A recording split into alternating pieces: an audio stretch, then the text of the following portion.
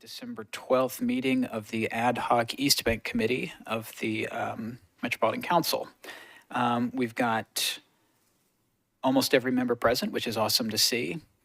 So we're going to go ahead and jump into it. So if you look our agenda, the first item on there is a financial presentation and discussion. So we invited administration to join us and talk over some of the financial aspects of the East Bank development. And they have brought some folks here to do just that. We have with us Jeff Oldham of Bassberry and Sims, who has been super involved with putting this whole thing together on the legal financial side. So if I can figure out how to turn your microphone on, sir, if you'd introduce yourself and try again.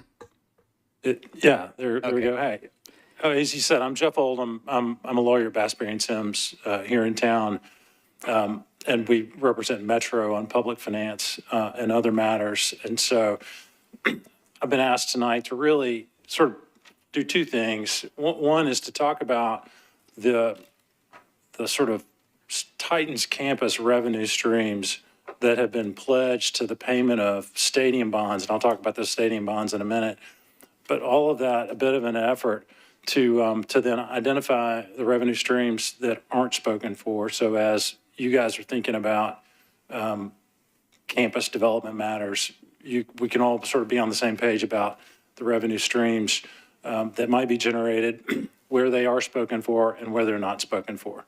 So that's the plan. And I'm happy, at your wish, to take questions at any point along the way. So I sort of hit this slide. So let's talk for a minute. The Sports Authority issued stadium revenue bonds, and we'll talk about them more here in just a minute. But in August of this year, issued stadium revenue bonds. Those bonds are paid from these 5 revenue streams: stadium sales tax revenues, and I'll talk about each of these, a 1% hotel tax stream, stadium ticket tax revenues, stadium lease payments, and there's a water and sewer pilot. Those are the 5 revenue streams that are pledged to the payment of the Sports Authority bonds that were issued in August. So let's just go through each one of those. So stadium sales tax revenues, they sort of are what you think they are. This is state and local, and for what it's worth, in state law, it's only 5.5 of the 7% of state sales tax that's diverted. But 100% of state and local sales taxes from anything stadium related, tickets, PSL sales, food and beverage, merchandise, parking, that has since 1996 been diverted from where it normally goes for stadium purposes. And so under state law, those dollars can only be used for stadium capital expenses and stadium debt service. Down in the weeds a little bit, but I'll talk about it in a minute. We have not pledged the sales taxes from PSL sales to the bonds. They're going somewhere else. I'll talk about that in a minute. But those are stadium sales tax revenues, and that is going to continue on as long as state law says that, as long as these bonds are outstanding. The next revenue stream is a 1% hotel tax. So in 2022, state law was changed to authorize the Metro Council to levy an additional 1% Metro-wide hotel occupancy tax. And so the council did that in the spring of 22. State law requires that the proceeds of that tax be used for an enclosed capital expenses related to an enclosed stadium and debt service costs. So that's the second revenue stream. The third revenue stream are ticket tax revenues. So since 2009, actually, that's when this council first imposed a ticket tax on everybody who shows up at the existing Nissan Stadium. That will continue in place at the new Nissan Stadium.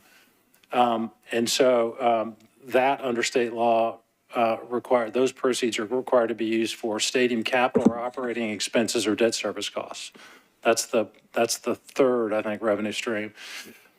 Next to last is stadium lease payments. So under the existing lease, the existing Nissan Stadium, there are no lease payments to speak of under the new lease. So when the new building opens, and it begins to be used, the Titans will make a lease payment.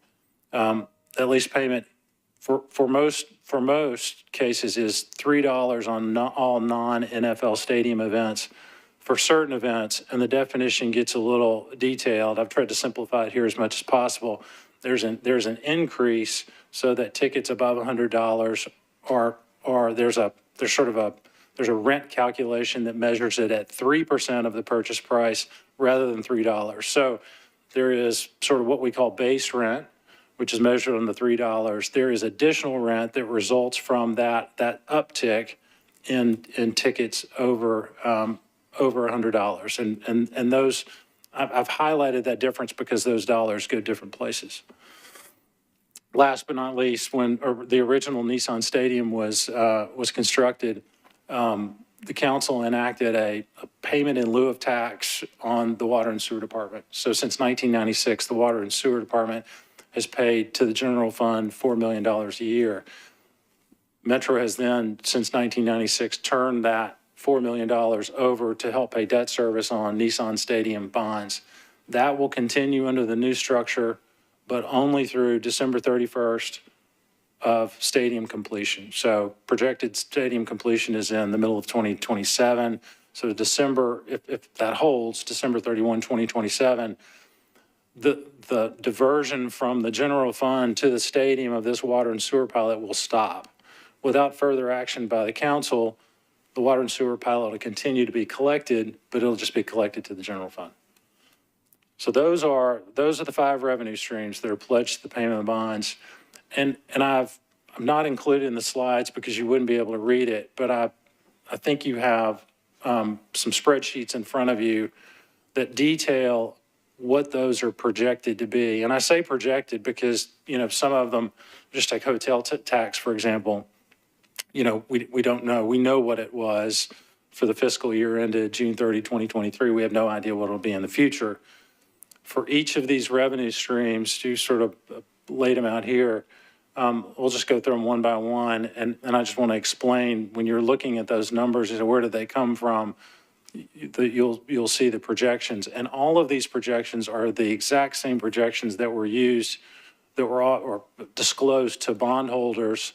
And so this is not a different thing. This is just how the bonds were sold. So the stadium sales taxes, and now the metro portion, sales taxes is both state and local. The local portion ranges from, in 2028, 9.2 million to 21.2 million in 2056. The state portion of stadium sales tax, if these projections hold, would range from 19 to almost 52 million over the life of the deal. Hotel tax would range from 24.5 million to 42.8 million over the life. And again, you can look at the appendix and you can see it year by year, these detailed calculations. Ticket tax is flat because it is a flat dollar amount. And so the assumption is that the number of people in a fixed stadium is going to be the same in 2028 as it is in 2056. Stadium rent, because it does have that percentage component, does have an inflationary element. And so there's an uptick in that over time from just over 5 million to 9.5 million through 2056. So those are the pledged revenue streams. You've got a detailed sheet if you want to look at those. So let's talk for a minute. I just said, we've just run through all these revenue streams are pledged to the payment of debt service on bonds. So let's talk for a minute about the bonds themselves and just briefly on debt service coverage. So there were 4 series of bonds issued, A, B, C, and D. The A and B bonds, sometimes we call them revenue-only bonds. They are secured solely by the revenue streams we talked about. Just over 425 million of bonds. Debt service on those bonds ranges, basically it upticks when the new stadium opens, and from there it's level through 2056, $29 million a year. The Series C and D bonds are also secured by those same revenue streams, but Metro's non-tax revenues, so these are like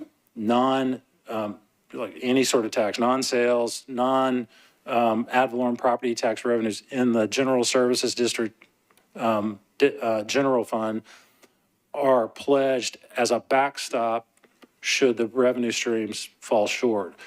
That's about $280 million of total, of the par amount of the bonds. Debt service is about $19.5 million a year. If you look at the spreadsheets, you can also see debt service in a year-by-year detailed sort of way. So this slide, we don't have to dwell on it too much. It's just sort of the mechanics of how the various revenue streams are pledged to pay debt service on the bonds. Let's talk about coverage for a minute. Coverage basically is, okay, you've got these projected revenues. By how much do they cover? Do they cover debt service? Will they cover it? If so, by how much? And a lot of times you'll see it expressed as a percentage. If the coverage percentage is 100%, that means you need every dollar to pay debt service. If it's 200%, you've got $2 of revenues for every $1 of debt service. So on the Series A and B bonds, again, those are the revenue only, the coverage ranges from 205% to 404%. So if the projections hold, and again, these are projections, if projections hold, you would either have 2 to 4 times the amount of money needed to pay those. The C and D bonds, which are the ones that have Metro's general fund backstop, the revenues, not counting the backstop, just counting the pledge revenues that we've talked about, coverage ranges again from about 2 times to over 5 times in 2056. So for all of these series of bonds, if the projections were to hold, even if they were to diminish some, revenues would be sufficient. And so if, as you're thinking about, sort of general fund exposure, hopefully this sort of informs your thinking a little bit. A couple of other things, when you think about safeguarding the general fund, the bonds were structured, the documents were structured to generate an additional debt service reserve fund of almost $46 million that would be there to pay debt service in a down year, in a year when revenues were short, before you ever hit the general fund. So that's one thing. You'll see in a minute, excess revenues go to a variety of different places. One place they go is to the prepayment of these bonds. And as bonds are prepaid, debt service goes down, coverage goes up. And so those are a couple other things to think about as you think about potential general fund exposure. All right, so, we talked about those coverages, and I said, well, it's, 2 to 4, 2 to 5 times, so there is extra money. Where does that extra money, the hotel tax, ticket tax, stadium sales tax, ticket tax, hotel tax, and rent, where does that extra money go? And it all has a home under the stadium and bond documents. Some portion, the portion equal to ticket tax and base rent, that $3, that goes to stadium repair and maintenance. Additional rent, and this was something that the council specifically negotiated back in the spring, additional rent would go to the Metro General Fund. If these projections hold, that would range from just over $1 million a year to $5.5 million a year going to the general fund. I mentioned a supplemental debt service reserve fund. I mentioned prepayment of bonds, but then a healthy amount of the excess would also go to stadium capital expenses, the cost of keeping the stadium repaired, improved to standards. So that's where the excess revenues go. And so it's sort of at this point, those 5 revenue streams, they're sort of fully consumed, in this way. So what you're left with then is sort of, okay, let's now talk about the revenues that haven't been pledged to bonds. And again, the council negotiated this in the spring. There was a Nashville needs payment of $1 million annually, growing at 3%, that is paid by the team to the general fund. That's not pledged to the payment of bonds. That's a revenue stream. Stadium sales taxes from PSL sales, which could be as much as $20 to $30 million, they will be used to fund capital expenses during the remaining life of existing Nissan Stadium, which sort of had a report prepared that thought that could be, sort of between in excess of $36 million. That money is going to be used for that. Campus sales tax revenues. So this, from sales, not at the stadium, but sales from any retail around the stadium, they're sort of half and half. And I'm going to talk here in just a minute about the sales tax recapture zone. So half will be dealt with, and that way we'll talk about that. The other half has not been committed to anything. So, any sort of retail that is developed as part of the, on the campus, half of that sales tax totally uncommitted, half will be dealt with, as we'll talk about here in a minute. Campus property tax revenues, no commitment on any of those. They go where they normally go. Likewise, ground lease revenues, and I think most of you know this, but you may not, but the plan all along is that any ground that Metro owns would be leased at fair market value. And so there will be ground rents paid. Those rents will come in. They have not been committed to anything. So this is the basket of revenues that has not been pledged to the bonds. So let's talk about, so of all those, you know about property taxes. I think you understand ground rents. You know where sales taxes go. The unique thing in here is the sales tax recapture zone. So I want to talk about that for just a minute. There's a map of it. It's a 130-acre area outlined in purple. And if you look at it, it encompasses it encompasses almost all the Metro-owned land in what we think of as the Titans campus. That's in green. And thank you to the planning department for putting this together. And then it also encompasses that tan sort of area to the top. That is the Station East development. That is a 130-acre boundary. State law was changed in 2021 to say that the Metro Council could designate a boundary like this of up to 130 acres.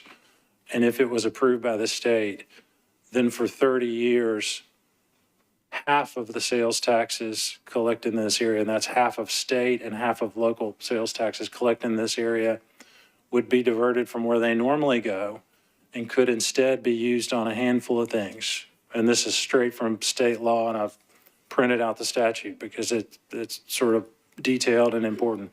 Stadium capital costs of facilities associated with the stadium, and necessary stadium infrastructure, whether on or off site. So that's the sales tax recapture zone. So again, within this boundary, you know this, but I'll say it again. Within this boundary, half of state and local sales taxes will go where they normally go, half, to the state or to Metro. The other half will be captured in a dedicated fund, and state law requires that they be used only on those things. So let's sort of talk about that for a minute. What would be eligible projects for the use of those funds? One is capital expenses at existing Nissan Stadium if the sales taxes from PSLs don't cover it. That would be one eligible expense. And let me say, this is a non-exhaustive list. These are just things that we know to date are eligible under the statute, and we've identified. It's not to say that this is the entire list. Capital projects required by the site coordination agreement. Let me stop for a minute. You say, well, what's the site coordination agreement? As part of the stadium deal, there was an agreement called a site coordination agreement between Metro and the team that said, okay, basically, here's how we're going to manage the development of the stadium so that everything works well together. And there are a handful of obligations in there on Metro's part, and these can be funded from these sales tax recapture revenues. One is that Metro agreed to split the cost of a new permanent second street that's going to be routed just to the west of the new stadium, that the Titans would pay half of that cost and the Metro would pay the other half. That cost is eligible to be funded from these recapture revenues.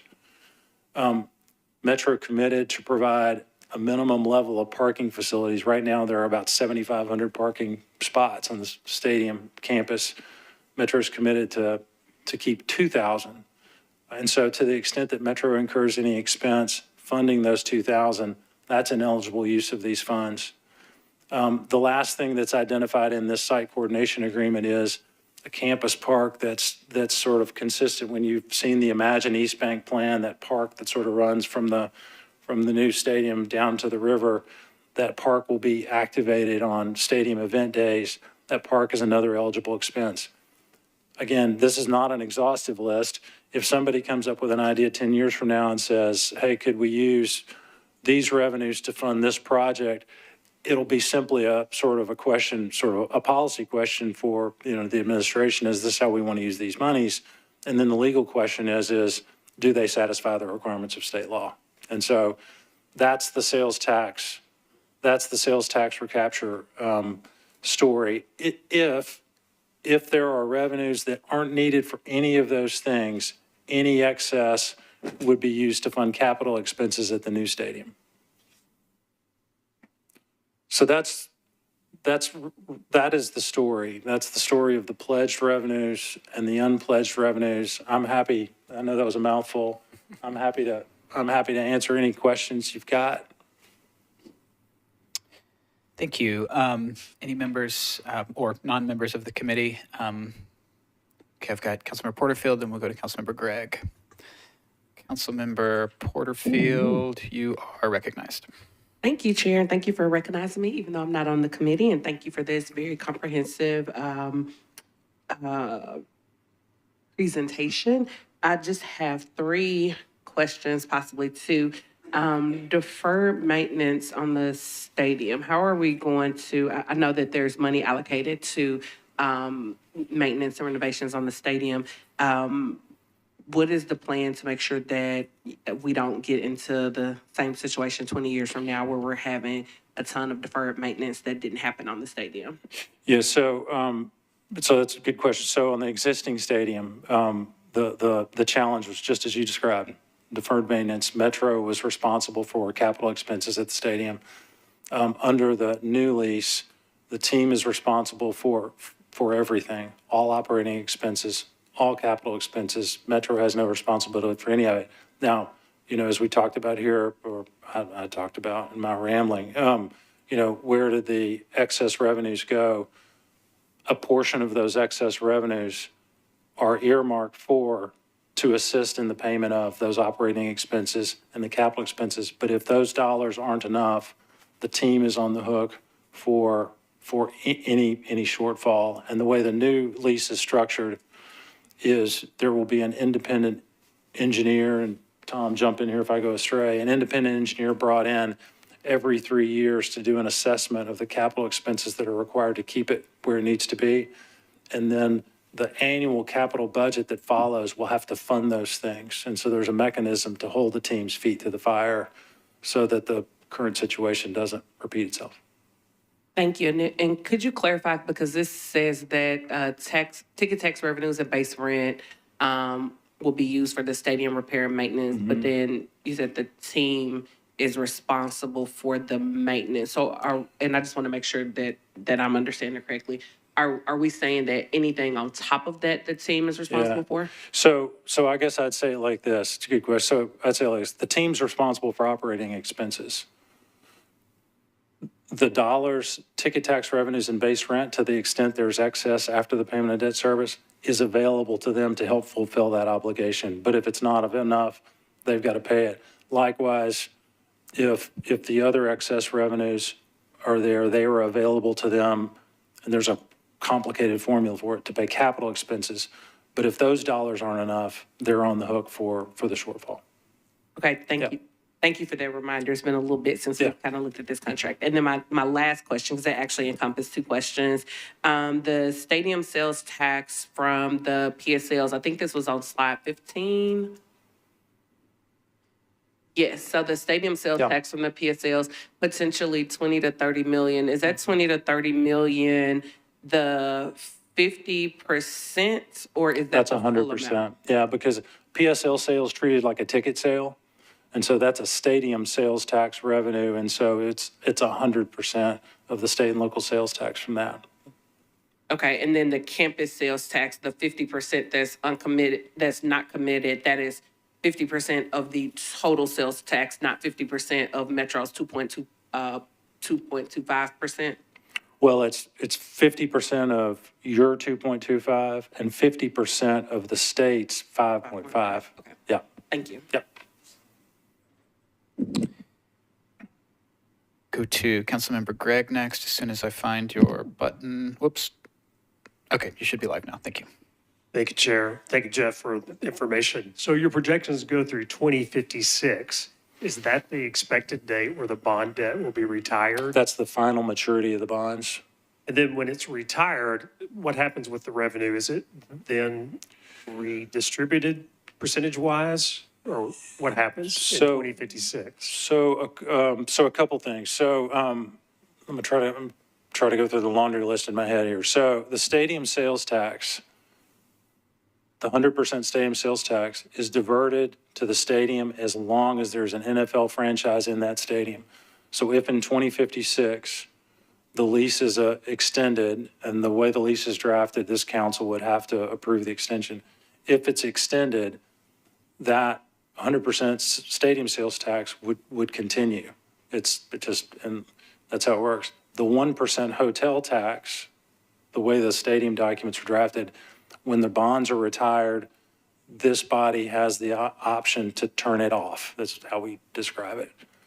The next two payments, ticket taxes would continue if there are still events in that stadium. The ticket taxes would continue until you chose not to levy the ticket tax anymore. The stadium lease payments would continue under whatever terms you negotiated as part of the extended lease. Makes sense. Okay, very, very helpful. Thank Sure. you. We'll go to Vice Chair Koopa next. You are recognized. Thank you, Chair. Thank you for the presentation. A couple questions. First of all, are there any prepayment penalties or premiums on the debt service? We decided to pay it early. No, no. So and again, I'm going from memory. It has been a while. I'm gonna leverage that. It's been a while. The tax exempt bonds are all callable in the 10th year. You can prepay bonds before. There's a mechanism called defeasance, and I don't want to talk about it. But there's a way to do it before 10 years. But in 10 years, you can call those bonds. The taxable bonds are subject to a make-whole call, which basically means if the bonds were sold at 5% now, depending on where the rates go up or down, there could be a premium or a negative. You might get a discount in paying those. Again, I don't want to talk about it too much, but the taxable bonds were sized to absorb what we in the tax world call private payments. Those bonds need to stay outstanding, so that's why they were structured that way. Thank you. And then if there was a decision to prepay, who would make that decision? Or it sounds like maybe it's designed to not be prepaid. No, so, I mean, prepayment is sort of, there's two things. One, it's up to you. It's up to this body and the sports authority. And then the sort of more complicated part is you've got to have the sources of funds to prepay them. Thank you. Yeah. I've got a question, then we'll go back to Councilmember Porterfield. So, Mr. Oldham, the debt service coverage projections, on the different series range from 200 to 520, if my memory serves. Right. So I think an obvious question is, why is that so high? And is that typical in the bond market to expect? I suspect that it's not typical, and that those excess revenues that will support the stadium and related expenses is the reason why that coverage is so high. But can you? Yeah. So two answers, and let me say this too. I'm a lawyer. I'm not Metro's financial advisor. I'm not an underwriter. And so one answer to this question, I may be, sort of stepping out of my exact role. And so I'm just want to caveat that. I think it's fair to say that when you sell bonds, when you look at those coverages, let's just take the A and B bonds that range from 205 to 404. When you sell bonds from a credit, as the rating agencies and bondholders look at that, they measure you by your weakest coverage, you know? And so, because am I not going to get paid in any particular year? Well, which year concerns me the most? It's the skinniest, you know, year. And so, you know, 205 for a revenue bond issue is that, I mean, that's a nice, good coverage. That's not ridiculous. So that's one answer. The other answer, though, and you, I think, sort of alluded to it, is the entire structure is, you know, sort of consciously generates excess revenues that go to these extra places that we talked about here. And, yeah, slide 14. And some of that is, it's either going to the stadium operations, stadium capital, or debt prepayment. And so it's one of those three. And so, you know, that's where that excess goes. And that's part of the structure. Does that answer your question? Thank you, yes. And so I mean, the way that I'm kind of thinking about wrapping my head around the financial side is that, you know, when we talk about like the 700 and whatever it was, million in bonds that were issued, also thinking about the revenues that are generated that are not going to service that debt as kind of part of the whole package. I know I'm not trying to relitigate anything from earlier in the year, but just thinking about the scope of what it is that is contained in this deal structure. Any other, so Councilmember Porterfield, you are recognized. Thank you, Chair. There was a lot of conversation about this, and similar to Councilmember Parker, not trying to relitigate anything, but there was a lot of conversation when this deal was being discussed. Is there any property tax revenue that is committed to the stadium finance deal? No. Thank you.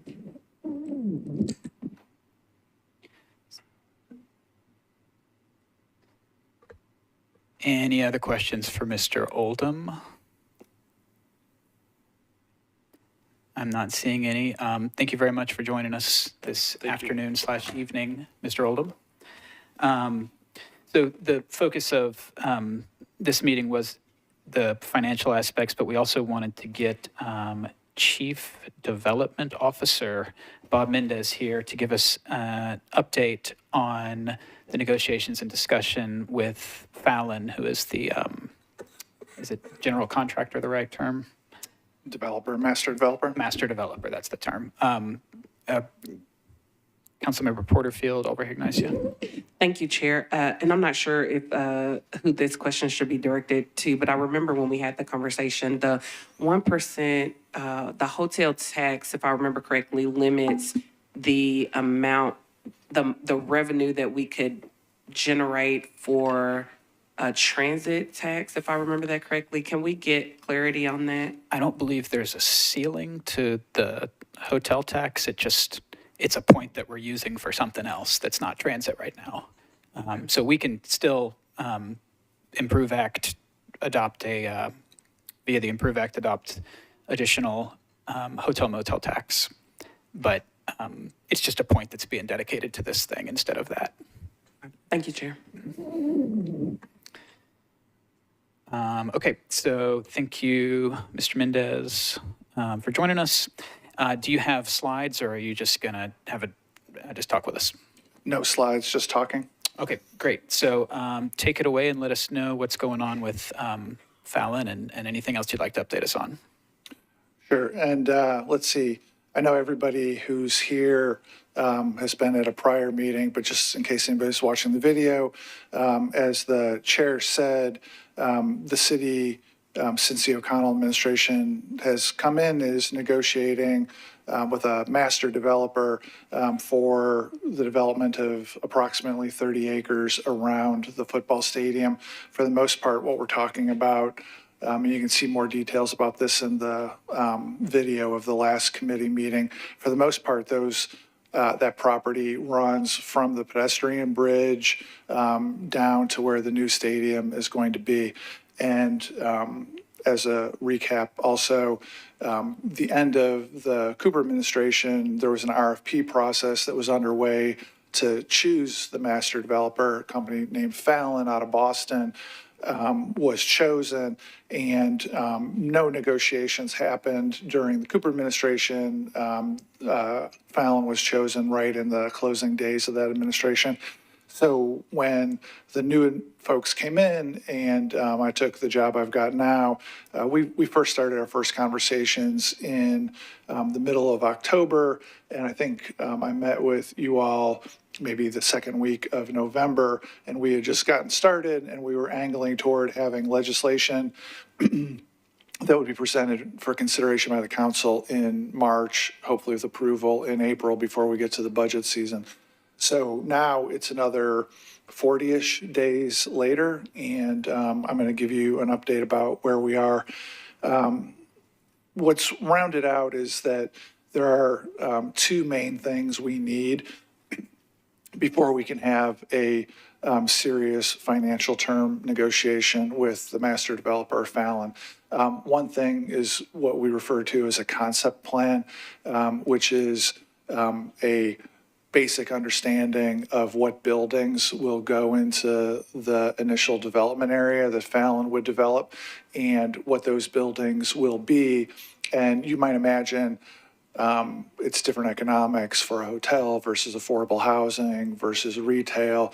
And we need a common understanding about what's exactly going to be in the initial development agreement to drive the economics from their perspective and our perspective. So we've had the design teams from both Fallon and Metro working a lot around almost around the clock, certainly around the week, since middle of October, trying to drive at an agreed upon common understanding. There's inherently some conversations with the Titans also, because this will adjoin the football stadium. And so while most of the design conversations have been with Metro and Fallon, the Titans have been at the table also when they need to be, so we can try to work out that concept plan. So that's one of the two things we need in place before we negotiate dollars. We're driving to hopefully get a concept plan either right before or right after the holidays. The other thing that we need is an agreed list of infrastructure needs and associated cost. Again, we need something to negotiate from. That work also in October hadn't been started, or I think both sides had some understanding of what they thought it might be. But you can imagine that the concept plan in part will drive what the infrastructure needs are. And then people who know how to figure out the cost of these things need to put a price tag on it. And we're trying to, again, either right before or right after the holidays, get it so both Fallon and Metro have a common understanding of what the expected infrastructure needs are and some range of cost for those things to form the basis of negotiating the financial terms. While the design and infrastructure teams have been working on that, teams of lawyers, probably more than anybody would want to be around, have been working on what the framework documents will be, a lease agreement, how the site will be coordinated, what the terms of sharing public spaces are between Metro, the football team, and Fallon. And the goal has been to come up with draft documents that basically have blanks for the business terms, so that when the concept plan and infrastructure are far enough along for us to negotiate dollars and business terms, the legal documents don't have to be created from scratch at that point. We're also looking to share initial drafts of those before or after the holidays, depending on how quickly we go, but either way, plus or minus a week or so of the holidays. So that's where we're at. There's a ton of work going on. This week alone, there's a couple of days set aside for the legal teams to do all-day conversations, trying to hammer out what the form of the documents might be. And in January, we've got a series of all-day sessions set for both the design folks and the legal teams to try to get it to the point where we can file legislation, hopefully the end of February for consideration in March and April. I would characterize the tone of the conversations to be professional and productive. I think we've got a good working relationship going with Fallon. Obviously, we don't necessarily going to agree on everything right off the bat, but it's a good, productive relationship. Similarly, when we've had to talk to the Titans about how the design elements might fit together between the stadium and the initial development agreement, they've been productive and engaging, and we feel like we're making good headway on that.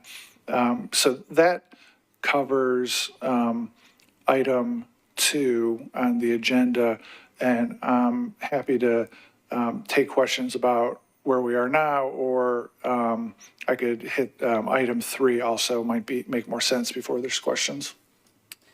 Does anybody have any questions about what's been discussed so far? So I see Councilmember Gregg. I'll go to Councilmember Gregg. Recognized. Thank you, Chair. Will the public have the opportunity to speak into that concept plan at all? Our view is the public had the opportunity on that for the year plus of engagement for the Imagine East Bank plan. There's nothing in the concept plan that's going to be inconsistent with what's in the Imagine East Bank plan that was adopted a year ago. Okay, so that'll be all consistent. Yeah. Councilmember Cap.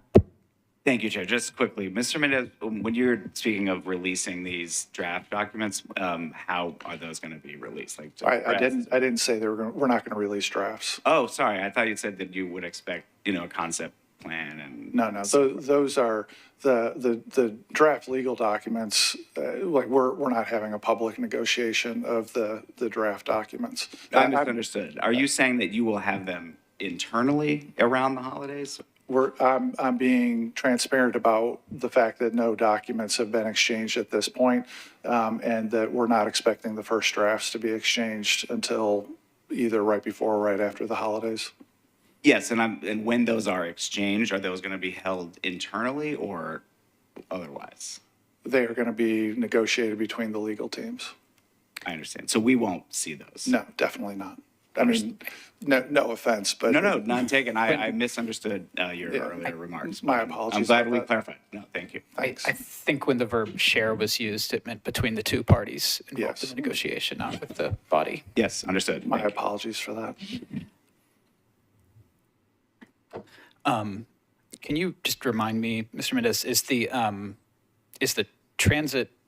proposed transit hub site included in the IDA or no?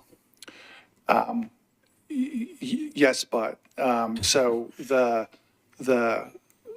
in the RFP, where we solicited master developer proposals, it described the IDA, and the council at the time approved what were the parcels in red, if you remember the slide from last time. And what the council approved and what the RFP described was that we would have the ultimate development agreement would include up to that full area. So the mobility hub is included in the maximum area of the IDA. It is going to be a subject of negotiation about whether we include that parcel or do not include that parcel. And I can give you guys a sense of what's going to drive the ultimate decision. One is that parcel is one where there may end up being federal funding involved, which may happen at a different pace than the rest of the initial development agreement or area. And also, the intent is for the parcels to the north of the stadium, so away from the pedestrian bridge, to be used as lay-down lots for construction of the football stadium. So under any circumstances, the parcel that we intend to be the mobility hub will either be last in the full IDA, or we may choose to exclude it from the IDA if it gets too complicated to figure out how federal funding will come into the mix. Thank you. Any other questions for Mr. Mendez on that? Okay, let's see, Councilmember Porterfield, you are recognized. Thank you, Chair, and thank you, Mr. Mendez. That's a little different. I really appreciate this update prior to legislation coming to the body. As you know, that's frustrating when council kind of gets legislation a little bit late. So I do appreciate the heads up so that we can be on the lookout for that. I did have a couple of questions. The first, it may have already been addressed, so I apologize if it has. In October, there was an article that came out that talked about Fallon doing some proposals, and it went from, one proposal went from 1,500 units, 1,095 of which were affordable, down to 745 units, 200 of which were affordable. It's my understanding that these were drafts and speculations. Could you speak to if there's any understanding or certainty around the housing for the development, and how much of that can we anticipate to be affordable? Yeah, and I'll describe it, but I would encourage folks, because this is an important question, to check the Director Kemp's comments at the last committee meeting, where this was addressed in length. And if there's any difference between what she said and I say now, it's just because she's got the details understood better than I do. So Fallon didn't make any proposals during the RFP process. They were responding to requests for information from Metro. And what happened was, when the initial RFP responses were received from all the bidders, there was a little bit of an apples and oranges issue in trying to compare them, in that different proposing parties describe things a little bit differently. And so what the planning department did in the RFP process was to pose some follow-on hypothetical scenarios in order to try to get apples to apples comparisons from the different proposed developers. And the idea wasn't so much to say, this is what we're thinking about. The idea was to propose a hypothetical scenario and be able to compare and contrast how the different bidders were thinking about and approaching affordable housing. So it shouldn't be viewed as a proposal from Fallon. It should be viewed as they were responding to a request for more information from Metro, where Metro was trying to figure out how each of the parties viewed and thought about affordable housing. And then the question about what to expect as far as affordable housing goes, that's one of the things that we've got some basic outlines that have been discussed between the parties. Fallon knows that Metro is very interested in having a reasonable amount of affordable housing on the East Bank. And we're expecting that what we bring to the council to be able to accommodate that. We're also expecting to have more discussion about that at the next committee meeting, hopefully in January. Thank you so much. Can you address what's being done to leverage workforce development and the use of apprenticeship programs? And also, is there an effort to prioritize workplace safety on the development? We haven't exchanged proposals on that yet. We're waiting to get to the business terms. I think it's fair to say that Fallon is aware of how a lot of people in Nashville feel about that. And they know they'll be getting a proposal from us on that topic. Thank you. The same for minority-owned and women-owned businesses and contractors? Yeah. Engaging with them? As you all know, the state of Tennessee limits what may be required more than most states. And we're all stuck living within those parameters. This council, previous iterations of it, has got a lot of experience with getting the language to be as forward as we can be under state law, and we intend to use that as the starting point. But again, we haven't exchanged proposals yet on that. Thank you. And Chair, I just have two more quick questions. Are there any federal grants, the IIJA, the IRA, that's going to be used in the development of the infrastructure around the site? So I'm starting to get a sense of where these questions are coming from. At this point, we're not focused on the financing of the infrastructure, and I will be the first to admit that I'm not an expert on those programs. We have it fully on our radar that as we get into identifying the total infrastructure costs and needs, that we're going to try to leverage as many programs as we can, state, federal, private dollars, as much as we can. So those things are on our radar, but they're a touch premature right now in that we don't even have a number yet for what we need to do, and probably as just a general philosophy, anything that can have those kind of funds available, we're gonna collectively, both master developer and Metro are gonna have a shared interest in pursuing, and so we're having a lot of eyes on that issue. Thank you. And then my last question is, will the district energy services engage in the infrastructure around the site? The DES system, DES will not be in the initial development area. Thank you. All right, thank you. Not seeing any other hands. So, Mr. Mendez, if we can move on to what's next, and if you can let us know about some forthcoming legislation that we can expect. I think it was in the administration packet. Yes.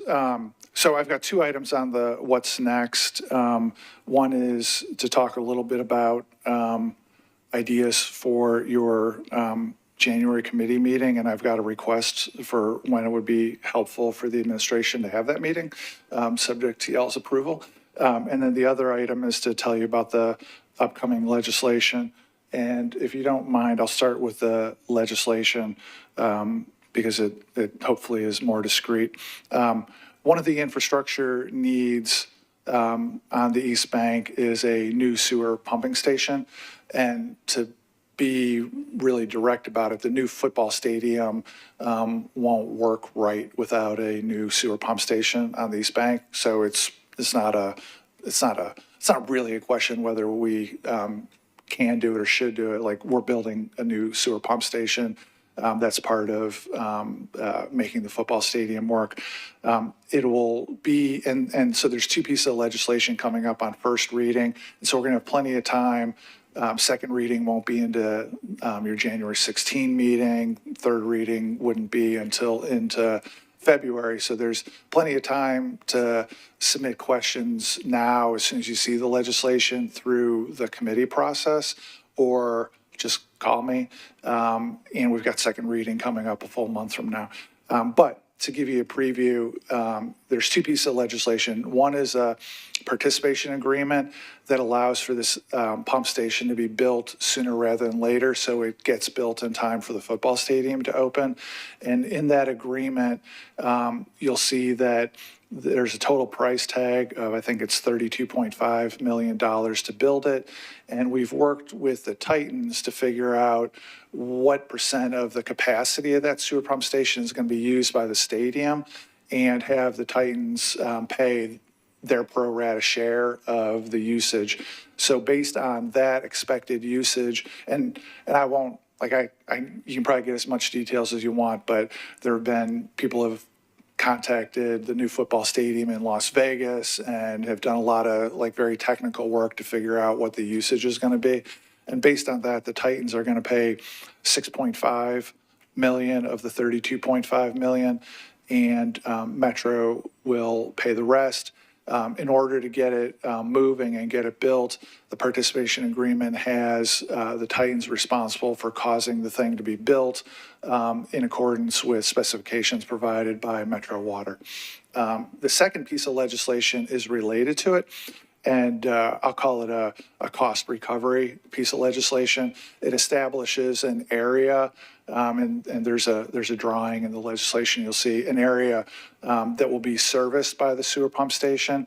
And every new development that comes into that area will need to submit what their expected usage is, and whatever that pro rata share is for that development will chip in pro rata to the construction cost.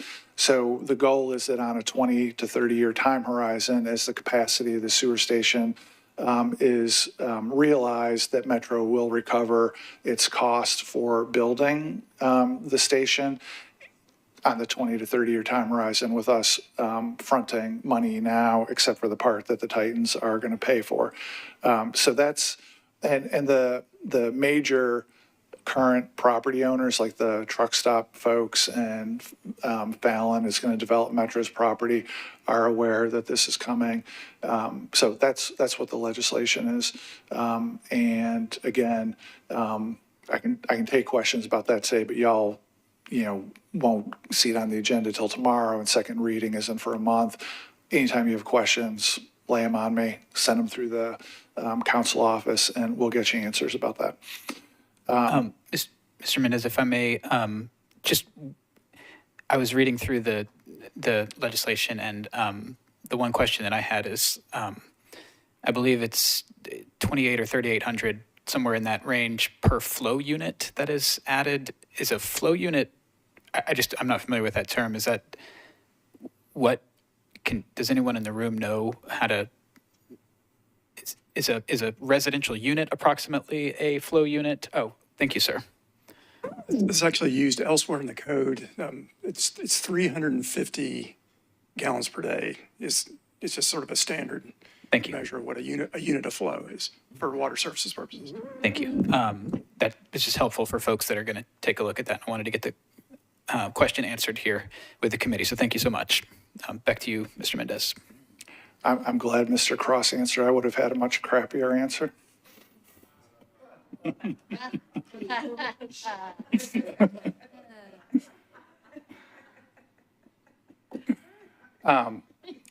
That's it about the forthcoming legislation. Humor somehow. For the January committee meeting, your January committee meeting, I'm going to ask if you guys are able to do it, if you could meet on January 17 or 18. And the reason is that the week before that and the week after that, we've got multi-day negotiating sessions set up with Fallon. And from the administration's perspective, if we can talk to y'all between those two sets of meetings, that would be the best opportunity for whatever feedback you guys have to make its way into the negotiation. And I would also, if you guys can accommodate that, if word could get out to your colleagues that if you want to hear where we're at generally about the negotiation, have an opportunity to talk about it, like that meeting is probably going to be the time that's best to do it. As far as the substance of that meeting, what we're hoping to be in a position to do at that time, assuming the next month goes well, is to be able to talk definitively about what parcels are in the initial development area. Hopefully, and I just knocked my chair down. Hopefully be able to share the concept plan at that point. That's the goal. And be able to talk at least about a rough phasing about how development and infrastructure would be phased or staged. And I think we'd be in a better position then to talk about what the major agreements will be between us and Fallon. And then the thing that is still a little aspirational, I don't know exactly how we're going to do it, but I would like to be able to be in a position at that time to give y'all a sense of what the range of options are for major deal points about amount that we would pay for infrastructure, more details about what's on the table for affordable housing, or the range of things that's on the table for affordable housing. What's the range of what's on the table for rent? And these main points, it's very doubtful that we'd be in a position for me to share, like, here's a specific package, because we'll still be negotiating it. But this is the point where we are driving to be in a bit better position to say, here's a range on the major things of what we're talking about, and just getting a sense of how does that make people feel. Should we prioritize keeping infrastructure costs to a minimum? Should we prioritize making rent a maximum? These are questions that, like, if there's ever going to be a time for feedback to matter in the negotiation, it's going to be at that moment. So that's a little bit about what I imagine we could do at a January meeting, and when we expect to need it to have it be helpful for the negotiation. All right. Committee members, do we want to try to nail down a date and see if we can accommodate the request to meet on the 17th or the 18th first? Let's go ahead and knock that out. It always takes a moment. So just, can we do a show of hands? Who can meet on Wednesday, the 17th, which is the day after what's likely to be a long council meeting? So, and we'll probably do 4:30. I see a lot of members are able to attend. Councilmember Toombs, is that a hand raised for the 17th? I think it looks like we're going to go with the 17th, but who can do the 18th, the Thursday? It looks like fewer people can do Thursday, so let's just call it 4:30 on the 17th. Can you check the calendar? I've learned that I have to check with staff so they can check the calendar before I just declare something the date. So sounds like 17th works for everything. We'll do 4:30 in here if we can. Let's plan for in here, because we're hoping to have some non-committee members join us for that discussion as well. Okay, any questions for Mr. Mendez while we've still got him here? I see Councilmember Vo. Is that? Okay. Any questions for Mr. Mendez while we got him here? All right, we'll go to Councilmember. Yes. Did you have a question, or? I just wanted to provide some continuity of two things here. Okay, cool. If you'll come over to the administration table, we're going to just take a moment to recognize Finance Director Kevin Crumbo. Hey, good afternoon. I'll just take a moment of your time, and I think I'll start by saying how much I'm enjoying seeing my friend Bob Mendez on this side of Face the Council game. It's a lot of fun. So in any event, I wanted to provide a little bit of continuity here, particularly with respect to the financial information that was presented. Jeff did a marvelous job, I think, of bringing forward things that many of you know from having been on the council and deliberated these issues, some that are new, I think, to others. What's been very important to me as I've rejoined Metros to make sure that we have consistency with our financial presentations, and frankly, in a broader sense, a continuity of government as we go forward. Because whether you liked the arrangement for the Titans, didn't like the arrangement for the Titans, like what you see with East Bank or not, these are the arrangements that we have coming into this council. And so I do want to respect them, provide as much information as we can in a really solid, consistent way. And it'd be one thing for me to be here in front of you today at this early stage to say what I think happened last time versus relying on those that were here that actually made it happen. And so as we move into the budget process, I'll be becoming more engaged in talking about how we're going to internalize a lot of this stuff into the four walls of the Metro government. But between now and then, we'll be leaning quite heavily on what's happened here. So thank you to Jeff. Thank you to Bob for providing that consistency. And please call on me if I can help with your future meetings. Thank you very much, sir. I had Councilmember Porterfield. Is it a question for Mr. Mendez? Okay. We'll go to Councilmember Porterfield, if that's all right with you, Mr. Mendez. Councilman, you're recognized.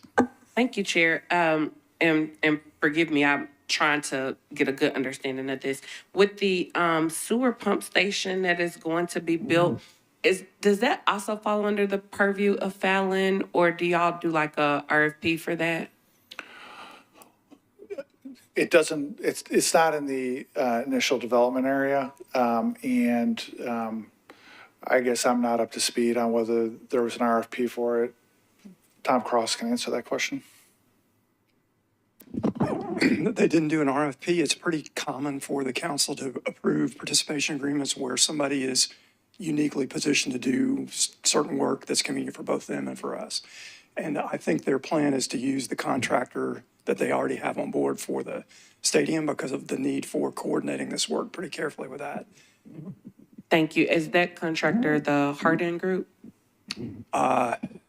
It's a Turner Construction. It's, I think it's through their general contractor, Turner. The Titans general contractor, Turner. Okay. I think Hardin is doing some work for them. Yeah, that was my second part of the question. When we met with the Titans previously, when we were discussing the deal, it was my understanding that Don Hardin's group would be kind of taking the lead on a lot of the construction work. So are they still going to be afforded the opportunity? He is helping to coordinate the involvement of small and minority-owned businesses. I'm not sure whether he's doing some of the construction with his firm directly, but he has a very prominent role with the Titans in making sure people know about construction opportunities on this project. And that's the context that I have encountered him so far. Okay, thank you. And if I can add on to that a little bit.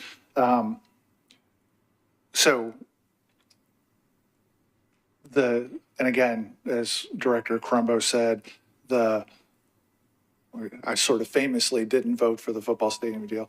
But notwithstanding, I know nobody hardly remembers that, but we are, Mayor O'Connell is 100%, the deal is the deal is the deal is the deal. And we're engaging in it in good faith, despite the fact that we both voted no on it when it happened.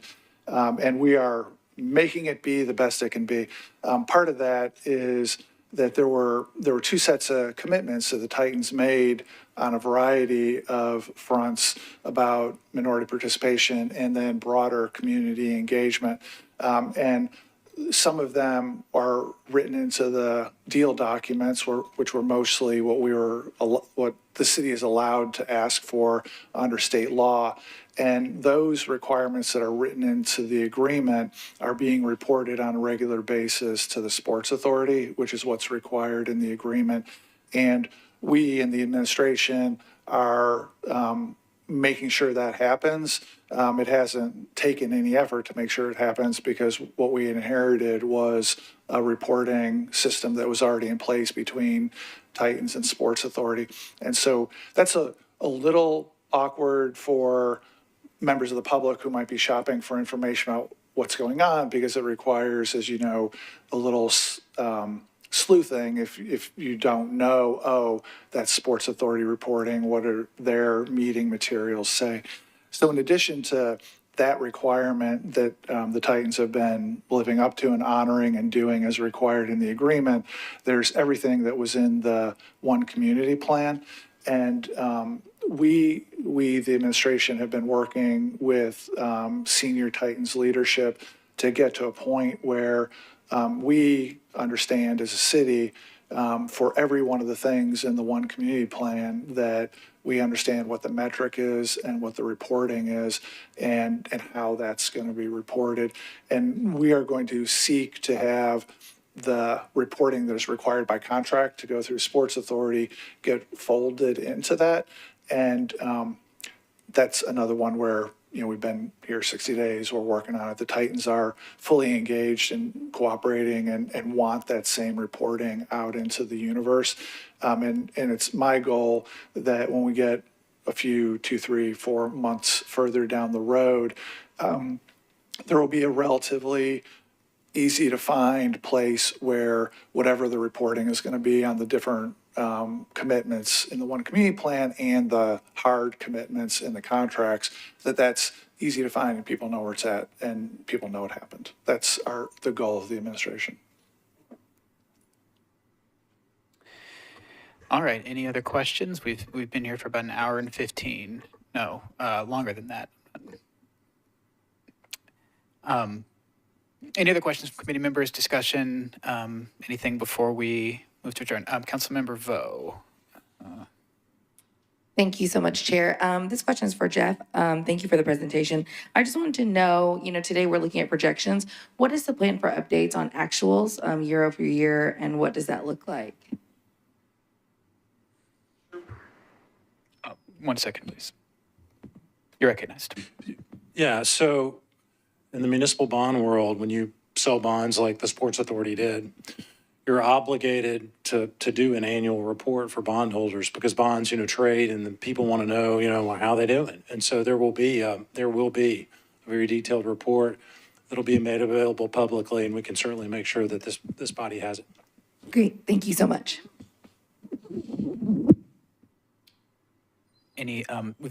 Go back to Director Crumbo. Yeah, so this is a great question, and one that I meant when I said we'll be internalizing a lot of this into the four walls of the government as we go. So there are debt reports that we do as a Metro government each and every year. They're quite detailed, and I'm always glad to help bridge the gap between, if these aren't things you're normally familiar with, to what they are and what they really mean for this conversation.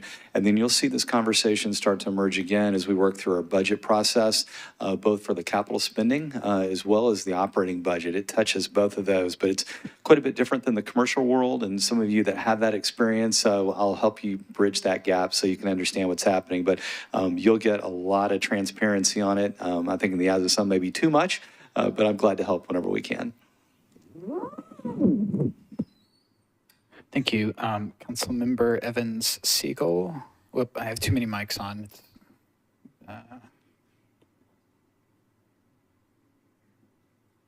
You're recognized. And I would just add for my colleagues' benefit, and since we have the vice mayor, the director of finance, and the chair of budget here, as well as the chair of this committee, it might be helpful if at some point communication is sent out to the council members about what Emma is and how to access it and how to search. Just a quick link and email might be helpful so that if anybody wants to pull any annual report related to any of our bonds, you can find it. Thank you. All right. That concludes our business for the afternoon and evening, and we are adjourned.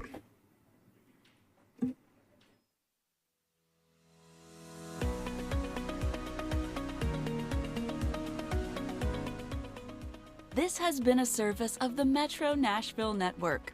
If you would like to see this presentation again, or for more information on this and other programs, visit nashville.gov.